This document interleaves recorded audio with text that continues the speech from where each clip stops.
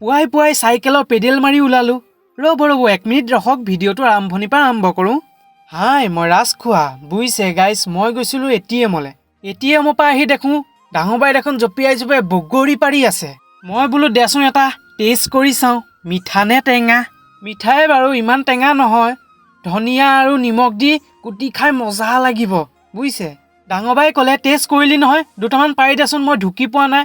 মই নৰখিলোঁ আৰু গছডাল জোকাৰি দিলোঁ বাঁহ এডাল দি। একদম পুৰা মূৰে চুৰে পৰিছে। বুটল এতিয়া কিমান বুটল খাবলৈ মিঠা যেন। 10টামান বগৰী গছৰ তলতেই খালোঁ। কুটিবলৈ নেথাকিব চাগে বুজিছে, শেষেই হৈ যাব নেকি। সৰু বাই ধনিয়া নিমখ গোটাই থোৱাতেই থাকিব নেকি। বুটলি হ'ল, ইমানকেইটা পালোঁ মানে সৰু বাহঁতৰ ঘৰত কুটি খামগে। এইফালে দলে বলে ওলালোঁ বগৰী কুটি খাবলৈ। মই আকৌ খোজকাঢ়িব নোৱাৰোঁ, এলাহ। সেইকাৰণে চাইকেলখন লৈয়ে ওলালোঁ দিয়ক। খালোঁ দিয়ক।